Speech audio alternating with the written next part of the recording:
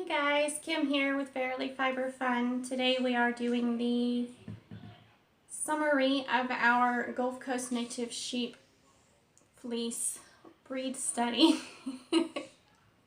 What a mouthful. I have some comparisons from last year and this recent spin. But right quick, I want to tell you that if you don't felt your fleece when you scour it, it makes a huge difference in the end result of your yarn.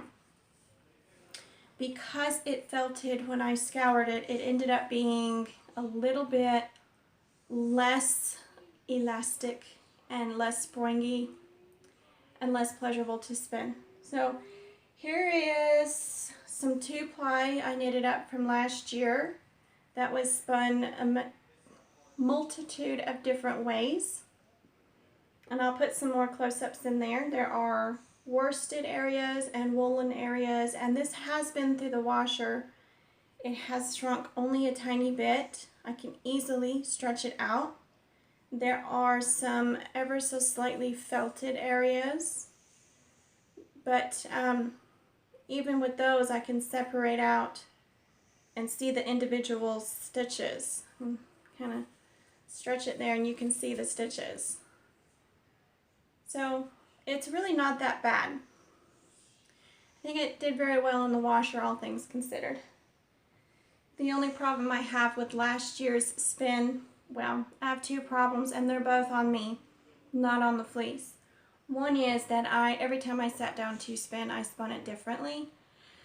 So I've got this great variety of thicknesses and yarn fluffiness, I guess. I have the super duper thin worsted spots that are real smooth, and then I have the thicker woolen parts that are more fluffy and soft and wonderful.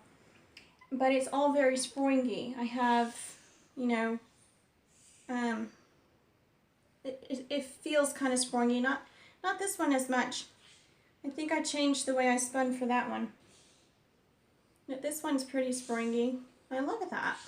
Whee. Boing, boing. Okay. And I think this one was plied from a center pull ball. And it's really springy. It's got a lot of spring to it. Now, the other problem I have is that Wilton's Cake Decorating Gels are not a good long-term dye solution. They tend to fade over time, whether it's in the wash or just from being exposed to the air. So I have a glove. I'm not going to finish these. I'm knitting them way too tight. I think I'm using size 1 or size 0 knitting needles, and it's just way too dense and tight. Beautiful pattern, wrong yarn. I'll make these with sock yarn, commercial sock yarn. But it's faded hugely. So, and that's just because it was sitting in my bucket like this. And that's it. No sun on it, just sitting like this. So, yeah, it does fade over time. And, you know, this was Wilton's Black. It had some beautiful reds in it. Burgundy reds, and now it's kind of turned brownish. So a lot of the pop, the brightness of the color has faded out of it, and now it's looking kind of dull and lifeless. But this particular fiber does not have much sheen to it. So that's another thing to consider when you're dyeing and when you're working with the fiber. This would be a great woolen fiber, woolen spin for a shawl or an outerwear sweater or leggings or something that's not going to be directly on your skin. Unless you don't have sensitive skin like me, and then you can wear it anywhere. For this year's fleece, I did felt it. Makes a humongous difference. There doesn't seem to be a lot of structure to the bounce. Does that make sense? It just feels kind of flat. I mean, it's got a little bounce to it, but it feels flat. It doesn't feel elastic. It doesn't have that spring to it. It's just got a little bit of a give to it. And I prepped this I took the locks, pulled locks out of the fleece, flicked, carded, rolled into roll-logs, and then dyed. So A, it was felted before I started slightly. B, it went through a second somewhat felting process when I dyed it.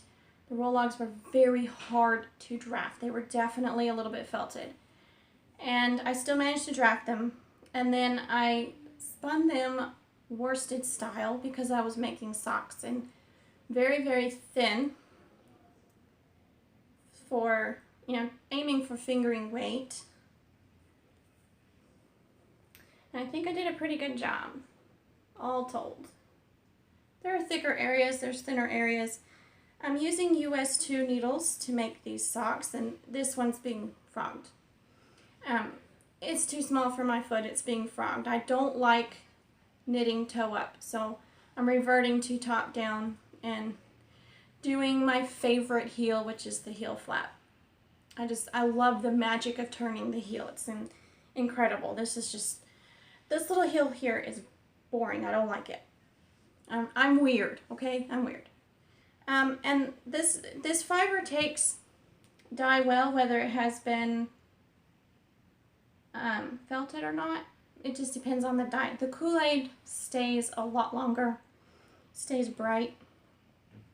The Wilton's cake decorating gels do tend to fade rather quickly, but it's been a whole year, and honestly that's not a lot of fading for a whole year. So, maybe it's all faded out, or maybe some more will wash out, but the Kool-Aid dyes seem to do better. And do need to know, when you go to dye Gulf Coast Native, it is a yellowish white, like on the yellow side of cream, and so that does affect your final dye colors. The yellow turned out really nice, and so did the green. The blue is not the color I was expecting. On a true white, it turned out the color a much brighter blue. I don't think I have that color in here for comparison. But then here's the pink turned out ever so slightly on the orange side because the fiber was a little yellowish to begin with. So I should have put a tiny drop of red or something in with this pink just to help oomph up the pink side and make it a little less orangey. Alright.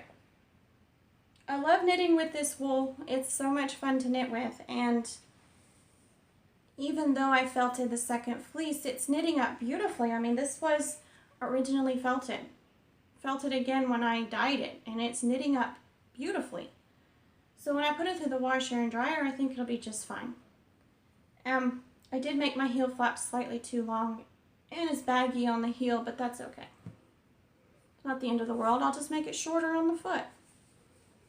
Okay, here is my only remaining bobbin, in progress bobbin of Gulf Coast Native. And I think this was the first bobbin I used, so it's got some of the trial and error yarn at the very beginning that turned out too thick and overspun and wiry, and ended with this really fine thin single, like a lace weight single.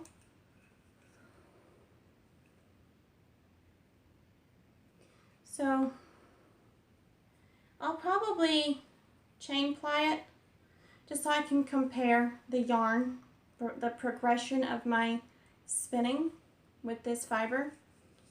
It is not super soft. It's got a little bit of scratch to it. It's got a little bit of a halo to it.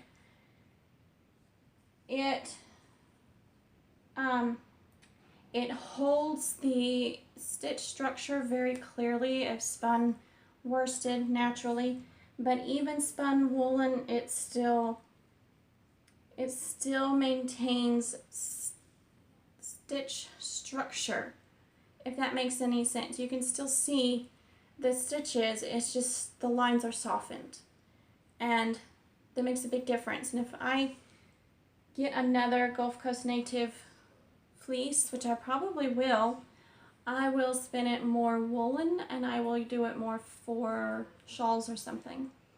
and less for socks because I don't care for the worsted fiber as much. However, if I do a worsted spin, I'll probably do a 2-ply instead of a 3-ply for socks.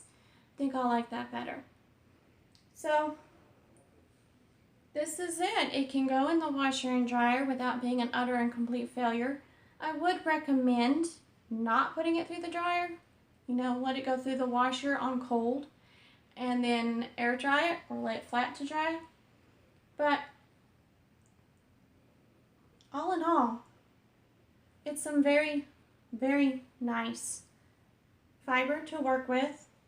It's right now kind of prickling my arm, but it's almost comforting, not aggravating.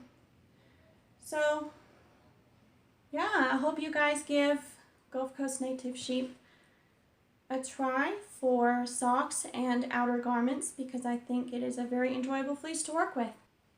If you liked today's show, please give me a thumbs up, and if you haven't already, subscribe to my channel. Also, feel free to hop on over to our Ravelry site. We're beginning to get some knit along, spin along, crochet along, craft along things going.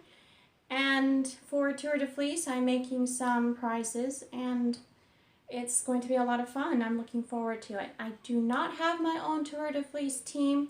That will be next year. This year I'm participating in 2 teams and have a load of spinning to do.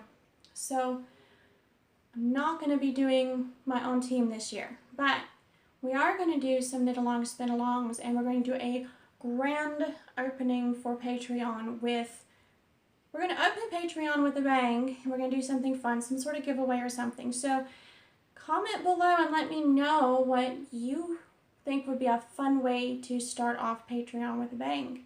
Whether it be a knit along, a spin along, a crochet along, or a prize giveaway, let me know. And that's how we'll start it out. Alright guys, thanks for watching. Bye!